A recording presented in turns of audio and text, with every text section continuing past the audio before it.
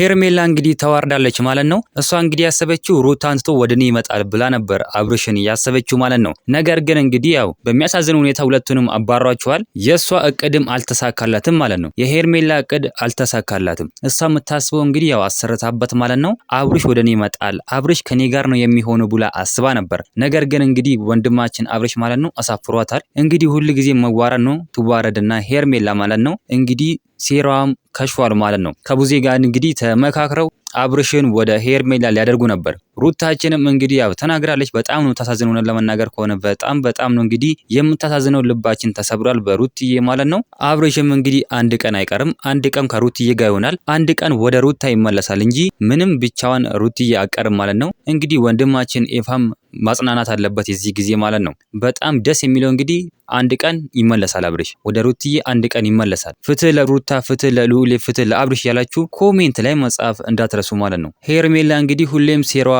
አይሆንላትም ማለት ነው። እሷ በቃ አሁን አስሬዋለሁ በቃ ብላ በጣም ተደስታ ነበር ማለት ነው። ትላንትና ራሱ በጣም ተደስታ ነበር። ነገር ግን ሂዱልኝ በቃ አልፈልግም ምናምን ሲል በጣም ነው የከፋት ማለት ነው። ተናዳለች በጣም ማለት ነው። እንግዲህ እሷ ናት ይሄንን ሁሉ ነገር የምታደርገው። እነሱ መሀል ገብታ የምታበጣበጠው ሄርሜላ ናት። እነሱ መሀል ገብታ እንደዚህ አይነት ነገር የምታደርገው ሄርሜላ ናት። እነሱ መሀል ገብታ በጣም ብዙ ነገሮችን እያደረገች እያበላሸች እያጠፋች የምትገኘው ሄርሜላ ናት። ስለዚህ እናንተ ምን ትላላችሁ? ሀሳብ አስተያየታችሁን ኮሜንት ላይ መጻፍ እንዳረሱ፣ ቪዲዮን ላይክ፣ ቻናሉን ሰብስክራይብ ማድረግ እንዳረሱ። በሌላ ቪዲዮ እስከምንገናኝ በያላችሁበት የዓለም ዳርቻ ሰላማችሁ ብዝት ይበልልኝ። ደህና ሁኑልኝ።